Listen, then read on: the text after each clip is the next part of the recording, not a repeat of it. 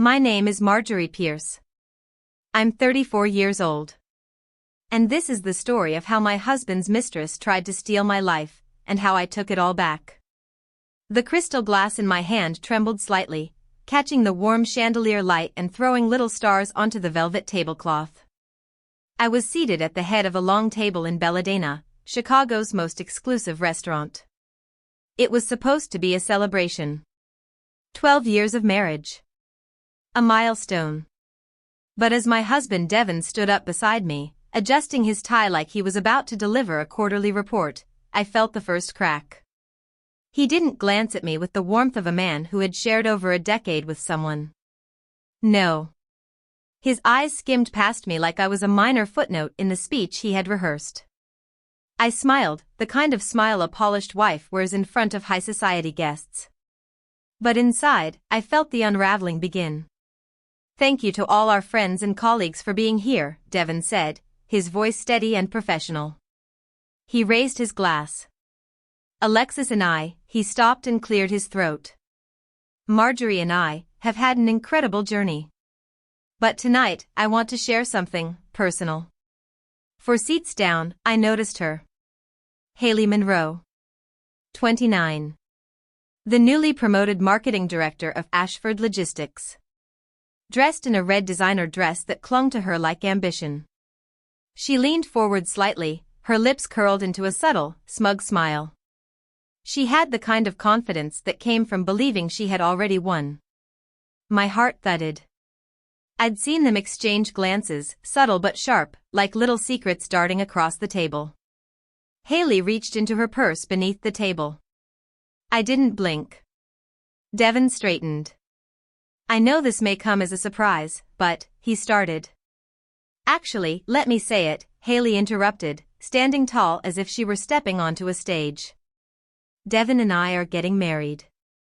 Silence hit the room like a thunderclap. Forks froze mid-air.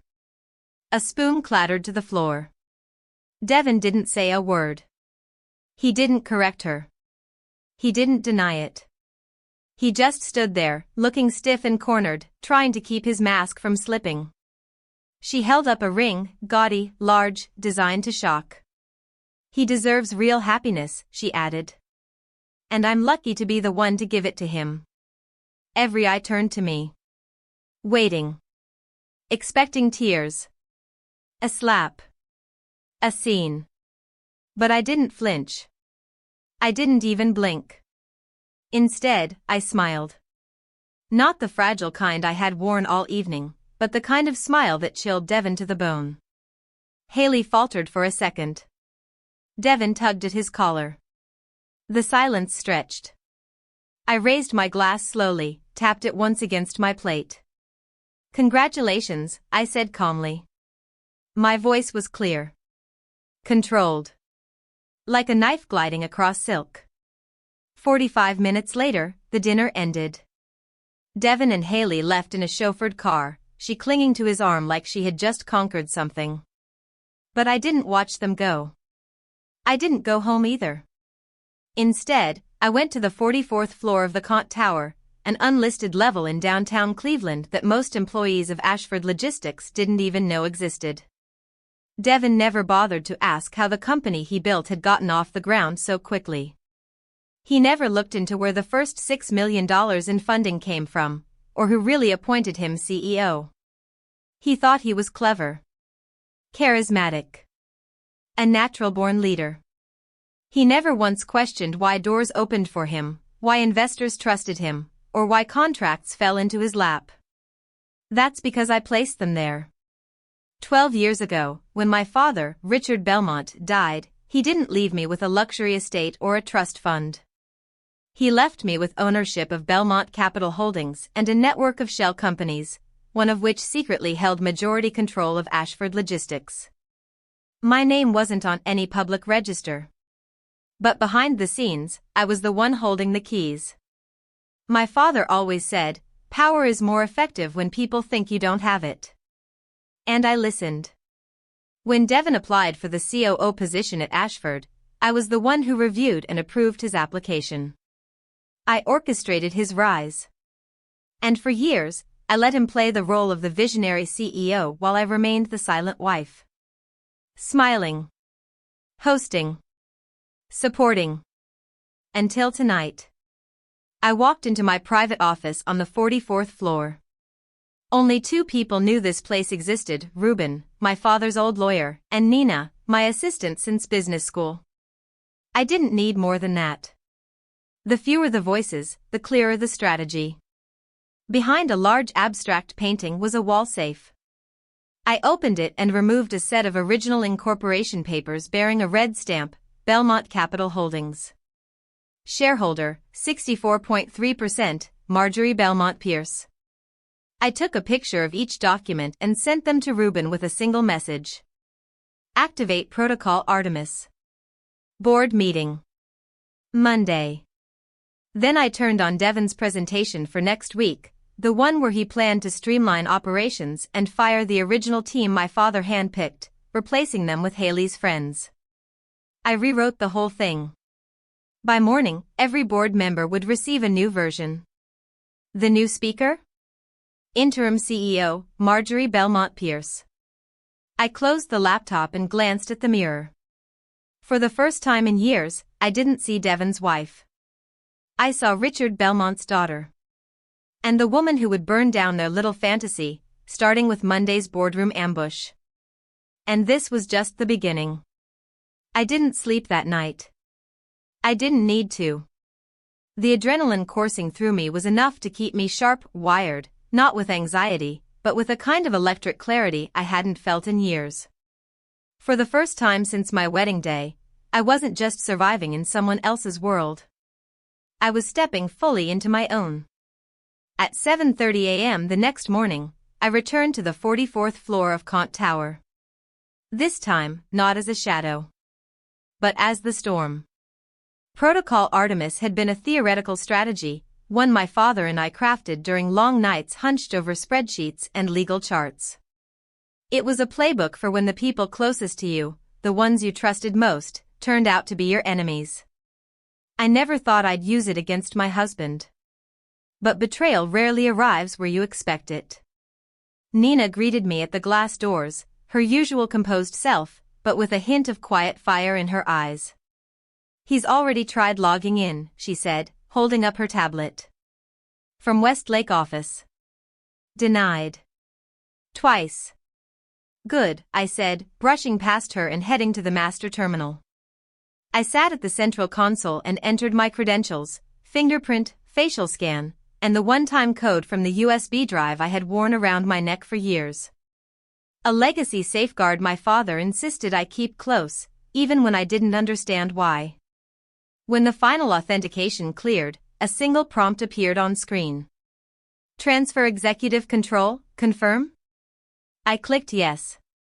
Instantly, every admin dashboard, every internal email chain, every financial control panel, every hiring or dismissal approval, all of it shifted under my authority.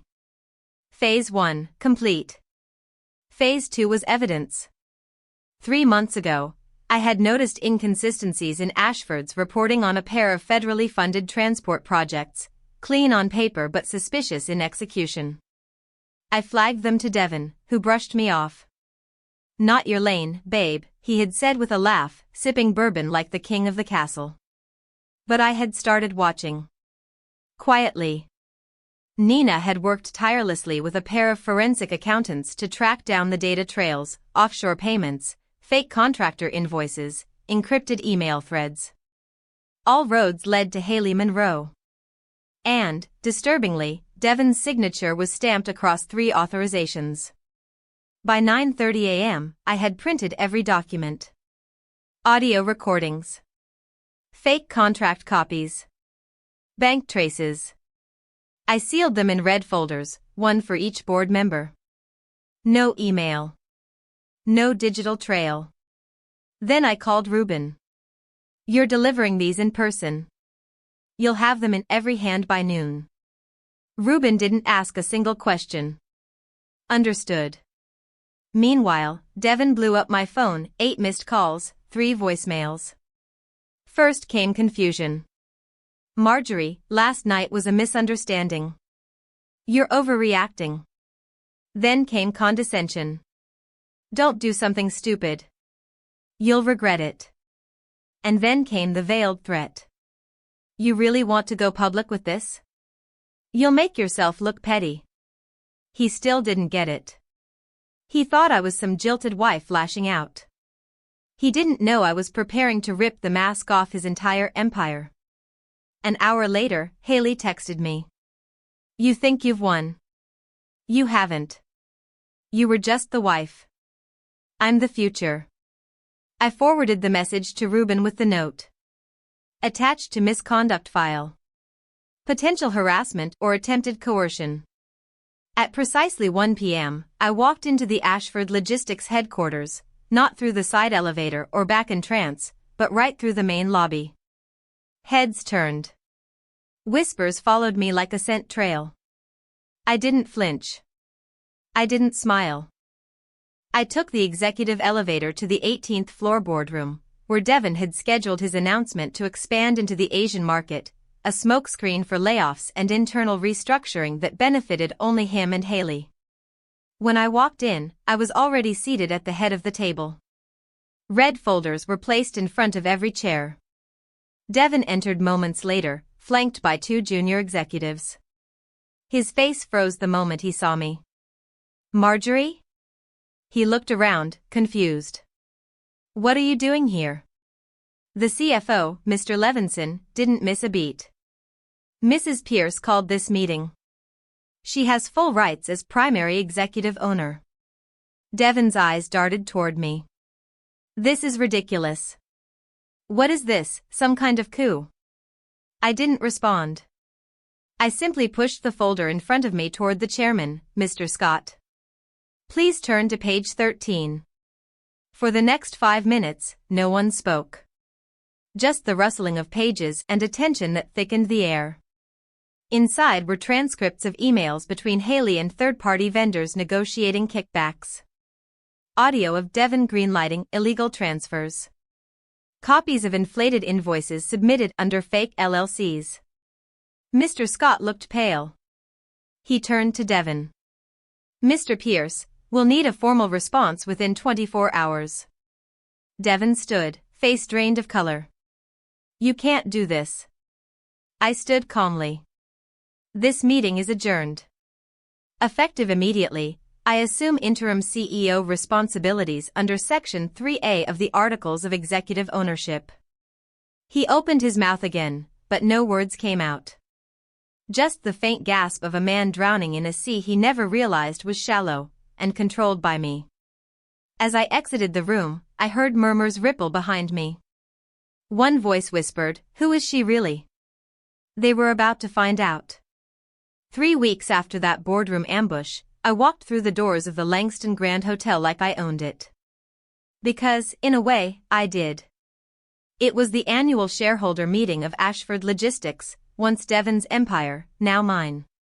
The event was held on the 37th floor ballroom, the same place where Devon's framed portrait used to hang with a golden plaque beneath it, founder and visionary CEO. That portrait had been taken down. I arrived 15 minutes early, dressed in a simple gray suit. My hair was pulled back into a low ponytail, my makeup clean and understated. I didn't need sequins or a statement necklace to command a room. I had something far more powerful: the truth, control, and a name no one could ignore anymore. Marjorie Belmont Pierce. Most of the shareholders filling the ballroom chairs didn't know me. Some had seen me at charity galas or annual dinners, always beside Devon, smiling politely, sipping champagne, never speaking out of turn. Today, they would meet the real me. At 9 a.m. sharp, Devon took the stage. He looked tired, worn out, like someone who had spent the last few weeks trying to glue his world back together with chewed-up tape. Good morning, he began, forcing a tight smile. Thank you for being here today. I know there have been miscommunications recently. But I'm here to reaffirm my leadership and announce a bold new direction for Ashford. I didn't move. I let him talk. Let him walk right into the trap he thought he could still control. He pulled up a doctored financial report full of colorful graphs and vague promises. One slide tried to hide a $3.8 million loss with inflated projections. When he moved on to the restructuring plan, which included removing long-time employees and redistributing assets, I stepped forward. No one introduced me. I didn't need it. If I may interrupt. Devon froze mid-sentence. Marjorie, this isn't. I'm Marjorie Belmont Pierce, I said into the mic, calmly. Legal owner of 64.3% of Ashford Logistics. The silence that followed was deafening. A pin could have dropped and echoed. Devon blinked. What? I turned to the technician at the back of the room. Please pull up the chart. The screen behind Devon flickered, then lit up with a document no one expected, the official ownership structure of Ashford Logistics. At the top, highlighted in gold. Belmont Estate Holdings Chair, Marjorie Belmont Pierce. Executive level, Devon Pierce, formerly appointed CEO, now suspended. Interim CEO, Marjorie Belmont Pierce. Gasps. Murmurs. Heads turning. Devon was appointed CEO 14 years ago under a private asset management agreement, I continued, my voice strong and deliberate. He was never authorized to transfer shares, approve projects exceeding $500,000, or promote senior staff without my written consent. An older board member raised his hand, stunned. We were never informed of your ownership. I never needed attention, I replied. I needed protection. Until protection no longer served me. Next slide, a series of emails. One after another. Coded exchanges between Devon and a woman named Victoria Hale. Project assistant. No clearance.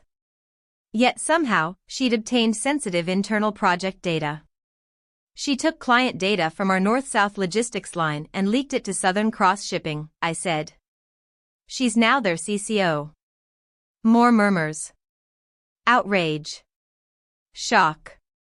Devon enabled that breach. Not by accident. By design. Someone in the back stood. You call that leadership? I stepped forward. As acting CEO and majority owner, I'm launching an immediate, full-scope investigation.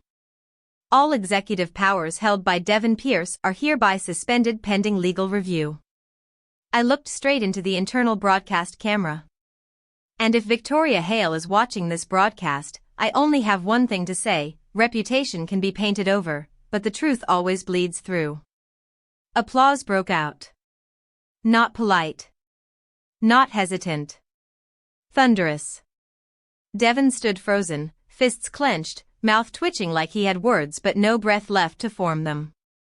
For the first time in years, he had no script. No plan. No idea what hit him. I stepped off the stage without looking back. That night, the board released a public statement. Devon Pierce, suspended. Victoria Hale, under investigation. It all happened in less than 24 hours. Devon tried to return to the office the next day, but his security badge had already been deactivated. He stood in the lobby, dialing number after number. No one answered. The car he drove? Company-owned. Towed. The penthouse? Leased under Belmont Holdings. His access revoked. Even his luxury watch, the one he flaunted at every gala, was under recall, purchased with company funds without approval. Victoria didn't fare better. She vanished from LinkedIn within days. Southern Cross terminated her effective immediately after internal footage surfaced of her accessing restricted files with a stolen keycard. Her name disappeared from every public panel, her emails auto-replied with no longer with the company. She became a ghost, one corporate America would never resurrect. No more corner office. No more conference panels. No more champagne clinks with Devon. A week later, a photo surfaced. Victoria dragging a suitcase through a third-rate extended-stay motel in Manhattan. Alone. They tried to build an empire on lies. But I held the deed. The Monday following Devon's fall, I walked into Ashford Logistics headquarters through the front entrance, not like a guest, not like an ornament clinging to a man in a tailored suit, but as the owner. No security paused me. No receptionist asked questions. They knew. I wore an ivory suit. Clean lines, no unnecessary flair. My heels tapped sharply against the marble floors. My hair was pinned into a low, deliberate chignon. No smiles. No greetings. Just a woman on a mission, walking toward a destiny everyone else thought she had forfeited a long time ago. The head of communications, Roderick, was the first to notice me. He flinched. This was the same man who once leaked internal drafts to Victoria in exchange for consulting favors. He opened his mouth to speak, but I walked past him without a glance. Moments later, I entered the 15th floor conference room. Every branch of Ashford Logistics, nationwide, was streaming the broadcast. Over 2,000 employees watching, waiting. Some were confused. Some already knew the storm had come and gone. But all of them were about to meet me. I stepped to the podium. "Good morning," I began, my voice clear and unshaken. "I'm Marjorie Pierce. And this may be the first time you hear my name as a leader, but the truth is, I've been behind Ashford for 14 years. I paused, letting it land. For over a decade, I watched. Listened. Stayed silent, for the sake of stability. But silence only protects the wrong people. And last week, you saw what happens when silence is broken. I clicked the remote in my hand. The large screen behind me lit up. A new logo. A merge of two titans. Ashford Holdings x Winston Global. Gasps. Audible surprise. Even a few cheers from those who understood the magnitude of that deal. Effective immediately, I continued, Ashford Holdings is merging with Winston Global, once our fiercest competitor. Now, our greatest ally. It was poetic. Devon had blocked that very merger 3 separate times, claiming Winston's leadership didn't share his vision. What he really meant was, he couldn't control them. But now, he couldn't control anything. This merger is not just about numbers, I said. It's about leadership. About choosing transparency over charm. Efficiency over favoritism. And talent over connections. I didn't name names, but I didn't have to. Everyone knew who and what I was referring to. Within 2 hours of that broadcast, 3 personnel decisions were filed and executed. 1. Roderick, the head of communications, was terminated for unethical disclosure of documents. 2. An accounting manager placed on immediate leave pending audit results. 3. The final report from the Internal Ethics Committee was greenlit. And as per my directive, every case linked to Devon's tenure was reopened. No delays. No HR rehearsals. No thank you for your service scripts. Just swift, clean justice. I sent one final message across the internal portal to all employees. The Devon and Victoria era is over. This company is ours again. That same afternoon, I met with Winston Global's top executives at the Hilton. A $200 million investment deal was signed, centered around a sustainable supply chain initiative I had proposed 2 years ago. Devon tossed that plan in the trash at the time. I remembered his words exactly, "You don't understand logistics, Marjorie. That's not your strength." That day, I signed that exact initiative, on my own terms. My name on the contract. My fingerprints on the future. After the meeting, a young woman from Winston approached me shyly. She looked no older than 23. "Miss Pierce," she said, eyes wide, voice uncertain. I just wanted to say thank you. For not staying silent. For showing us what power really looks like. I gave her a nod. And for the first time in weeks, I smiled, not out of vengeance, but out of something deeper. Hope. Because this wasn't just about reclaiming a company. This was about breaking the mold. A month later, I returned to Fairmont Street. My father's old office was still untouched, exactly as he left it. Wood paneling, green leather chairs, and that familiar scent of old books and time-worn legacy. I stepped into the third-floor study and opened the bottom left drawer of his desk. There it was. A velvet-lined wooden box. Inside, the original Ashford family crest ring. A signet passed down from my grandfather. And beside it, a simple steel Rolex, nothing flashy. Just a gift. The last one my father gave me before his death. A death I still questioned. Because accidents don't just happen when boardroom coups are involved. I slipped the ring on my right hand. Let the light hit it. I felt something shift in me. Not grief. Not nostalgia. Ownership. Later that afternoon, I held a private press conference in that same office. No lights. No sponsor banners. Just one camera. I once hid behind the scenes to protect what my father built, I said, voice steady. But I no longer have to. I held up the ring. As the rightful heir of the Ashford legacy, I hereby restore the original legacy office, founded by George Belmont Pierce in 1972. The news spread like wildfire. Reporters called me the silent daughter who reclaimed a dynasty. But I wasn't satisfied. Reclaiming wasn't enough. I needed to build.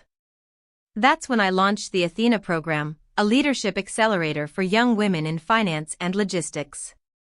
We didn't ask for GPAs or recommendation letters. Only a short video explaining why they believed they were worth investing in. One submission brought me to tears. A teenage girl in a cracked garage. Worn clothes. Trembling voice. I just want one chance to prove that women weren't born to be background characters. That night, I called her personally. She didn't believe it was me at first. At the program launch, she stood beside me on stage. Nervous. But proud. That moment sealed something in me. We don't wait to be chosen. We choose ourselves, and build the road so others don't have to crawl through broken glass to follow. 2 months after reclaiming Ashford Logistics, I was invited to speak at the Women in Capital Leadership Conference in New York. It was a black tie event hosted in the atrium of the Met. Floor-length gowns shimmered under antique chandeliers, and the city's financial elite sipped wine like it was holy water. A sea of polished executives and industry titans filled the hall, but tonight, the spotlight was mine. Just before I took the stage, one of the organizers approached me backstage. "How would you like to be introduced?" she asked gently. I paused, then smiled softly. "Just call me Marjorie Pierce." Because after everything, after the lies, the betrayal, the silence, I was finally stepping onto the world stage under my own name, no longer attached to Devon or hidden behind a legacy. The applause when I walked out was thunderous. But I didn't let it distract me. I looked out into the audience of women, many younger, many who had probably sat through meetings like I had, their voices ignored, their ideas stolen, their worth diminished to wife, assistant, pretty face. I lost everything, I began. But what I didn't know was, I never needed to hold on to their version of me to build mine. I told the story, not with theatrics, not with vengeance, but with clarity. I described how I helped build a company behind closed doors, how I gave power to someone who only ever saw me as a stepping stone, and how I let the world assume I was just the supportive spouse. Then I explained how I took it all back. How I prepared quietly, built in silence, and reclaimed my seat without ever raising my voice. They didn't clap at first. They just stared. And then slowly, steadily, the room rose to their feet. When I walked off stage, 3 women were waiting, one of them in tears. She whispered, "You didn't just reclaim your story. You rewrote ours too." That night, I walked out of the Met not as someone who had won a war, but as someone who had survived one, and lived to teach others how to build their own armory. Back in Chicago, the ripple effects of Devon's downfall were still unfolding. He had tried to file for arbitration, claiming wrongful removal and breach of contract. But he hadn't read the fine print. His executive contract was tied to a clause that required quarterly performance benchmarks, none of which he had met for over a year. Worse, he had signed 3 approvals under fraudulent assumptions. The paper trail was clear. His lawyer dropped him 2 weeks later. His accounts were still frozen under the ongoing financial misconduct investigation. One by one, his so-called friends vanished. Former colleagues stopped returning his calls. Victoria, once so eager to flash her ring and throw public shade, was now off the grid entirely. Rumors said she had fled to Europe, hoping to rebuild under a different name. It didn't matter. No name could erase what the industry now knew. Meanwhile, the new Ashford Foundation, rebuilt under my direction, was thriving. The Athena program had already selected its next cohort, 50 young women from underserved communities, each one trained in negotiation, capital management, and strategic leadership. I hired instructors from top MBA programs, paired each girl with a mentor, and built a curriculum that no Ivy League could replicate. One girl, Brielle, wrote me a letter. I used to think power was something you begged for. Now I know it's something you own, even if the world doesn't know it yet. I framed that letter. Because that, more than money or titles, was the proof I needed. That everything I'd endured, the betrayal, the silence, the humiliation, was not wasted. It had become fuel. But I wasn't done. One afternoon, a journalist called my assistant requesting an interview. I declined. Not because I had something to hide, but because I had already said what I needed to say. Instead, I did something unexpected. I returned to the Belmont family estate for the first time in 10 years. It was quiet. Untouched.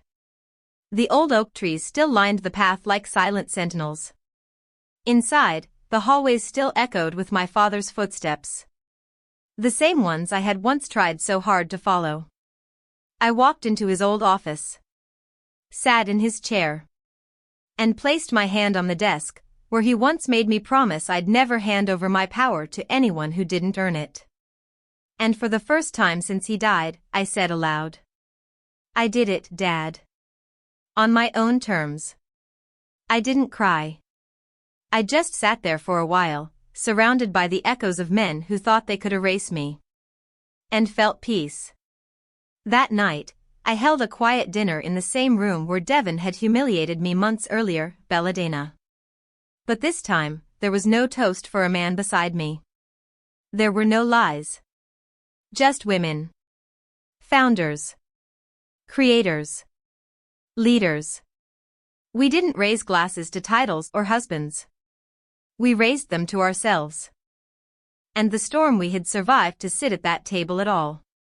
I didn't expect Devon to show up at my mother's house. But one rainy Thursday, there he was, standing at the gate in a wrinkled suit, hair uncombed, the sharp edges of his ego shaved down to dull regret. His shoes were soaked. His eyes darted, searching for sympathy, for someone to let him in. My mother didn't even open the door. She handed his letter back through the intercom and said only 7 words. She owes you nothing. Leave.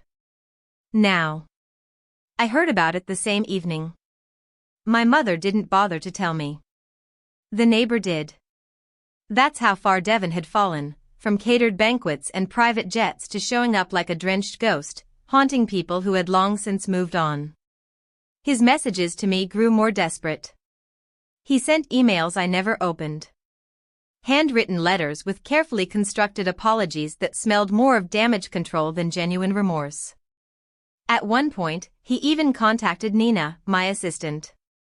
She sent him a single reply. Mr. Pierce, per legal counsel, cease all attempts to communicate with Mrs. Pierce directly or indirectly. Future correspondence will be forwarded to her legal team. We never heard from him again. Meanwhile, Victoria's name had become industry poison. 2 major exposés hit the media, one detailing her data theft and another about her involvement in laundering client lists between subsidiaries. Her glossy Forbes feature from 6 months earlier was quietly removed. The podcast she co-hosted, cancelled. Event invites? Retracted. Speaking engagements? Pulled. Someone sent me a photo from JFK Airport. She was standing in line, looking down, dragging a half-broken suitcase behind her. No heels. No designer bag. Just shadows under her eyes in a world that no longer bent to her beauty. There's a poetic symmetry in watching people who thought they'd won realize they never even understood the rules.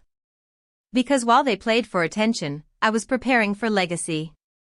Weeks later, I stood before the newly unveiled Ashford Legacy Wall, a tribute space we launched to honor the company's true architects.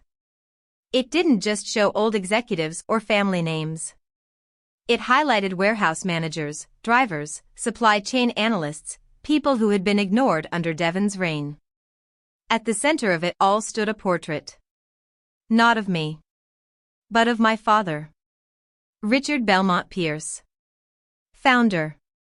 Builder. Believer in silent strength.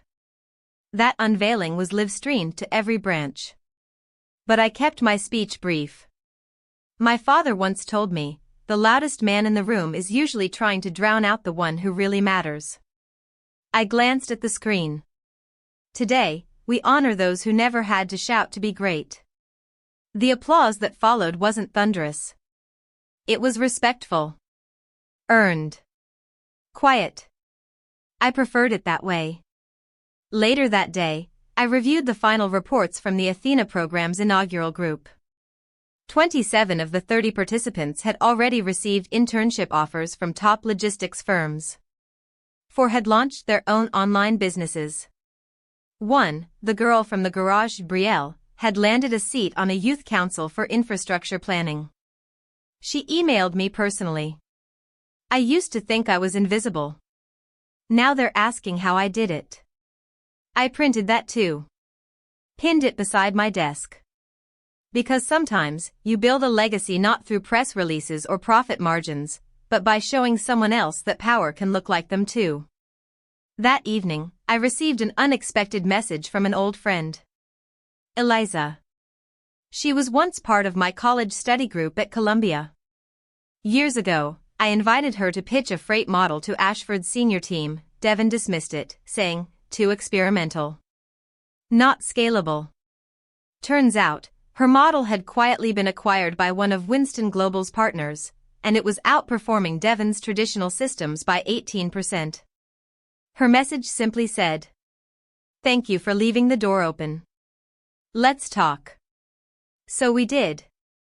Over wine and spreadsheets, we designed a new pilot initiative, the Polaris Project, a smart logistics program combining AI routing and sustainability tech. We'd start small, then scale across the Northeast. This wasn't about catching up to the market anymore. It was about setting the pace. The same board members who once doubted me now requested one-on-one consultations. Their tone had changed, from polite indifference to respectful urgency. One even joked, "We used to think you were the plus one. Turns out, you were the engine." I just smiled. Let them speak. Because I knew something they never did. You don't have to shout to make the ground shake. You just have to move deliberately, like thunder underfoot. 3 months after Devon's suspension and the rise of Ashford under my leadership, the world finally caught up. Not to the scandal, but to the shift. It wasn't about headlines anymore. The articles had faded, the whispers had dulled. What remained was something deeper, an unspoken acknowledgement across boardrooms and conference calls. I wasn't just the woman who survived betrayal. I was the woman who rebuilt power with her own hands. One autumn afternoon, I stood alone on the rooftop of the Ashford Legacy office, the same place where, years ago, Devon stood with reporters, proudly declaring himself the visionary of the next logistics era. But now, I was there. Quiet. No microphones. No staged photo ops. Just me, the skyline, and a soft wind rustling against the city I no longer needed to impress. Because I finally understood something. I never wanted revenge. I wanted respect. And I earned it without begging, without screaming, without proving myself to men who never listened. Just results. Just movement. Just truth. That evening, I signed the final merger documents between Ashford Holdings and Winston Global. It was official. Together, we were now one of the largest independent logistics conglomerates in the Northern Hemisphere. Over 40,000 employees. Coverage in 28 countries. Devon had once mocked my vision for clean energy trucking. Logistics isn't a cause, he said. It's a numbers game. Well, we won the game. And rewrote the rulebook. That same week, I approved a budget to rebuild the Belmont Girls Business Academy, a rundown school my mother once ran part-time before funding dried up. It would now become a full-time leadership boarding school, free for students from underprivileged communities. Not just scholarships. Real education. Real opportunity. The inaugural plaque outside read: For the girls who were never meant to stay silent. Marjorie Pierce. On the final Friday of the fiscal year, I walked into the Ashford headquarters, nodding at familiar faces, people who used to avoid my eyes in the elevator, now standing straighter when I passed. In the lobby, a new installation had just gone up, a timeline of the company's evolution, from the Belmont era, to Devon's rise and fall, to the Artemis Protocol that changed everything. There was no section labeled revenge. Because that was never the story. The real story was how I reclaimed what was mine without losing myself in the process. At exactly 5 p.m., I hosted a quiet celebration for internal staff. No champagne towers. No stage speeches. Just long wooden tables, catered soul food, and jazz playing in the background. Employees brought their spouses. Children ran through the corridors laughing. It was simple. And perfect. Nina stood beside me with a glass of sparkling cider. You could have destroyed him completely, she said. Dragged him through court, ruined him in every paper. I nodded, looking at the families around us.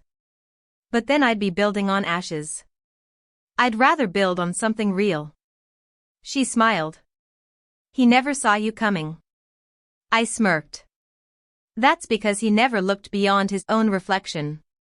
That night, back home in my penthouse, I sat at the long marble kitchen island and opened a letter. It was from Betrayal, the girl from the Athena program. She'd just landed a job as an operations coordinator at a tech-forward shipping firm in New Jersey. Her final sentence read, I don't want to be a CEO because I want power. I want it so no girl ever feels invisible in a room again. I read it twice. Then tucked it into my notebook, the same one where I used to draft Devon's speeches back when I thought that was love. My phone buzzed once. A message from an unknown number. I know I messed up. Please, can we talk? Devon. I stared at it. Then hit delete. No fanfare. No final reply. Just silence. Because some doors don't need slamming. They just need locking. And I was done letting broken men back into rooms they tried to burn down. Marjorie's story is a masterclass in quiet power. She didn't scream. She didn't fight fire with fire. She built something better, and made her silence echo louder than any scandal ever could. Sometimes the best revenge isn't destruction. It's elevation. If you found strength in Marjorie's journey, share this story. And subscribe to Revenge Echoes, where we give voice to the stories most try to bury. Your voice matters. And your silence? It just might be your sharpest weapon.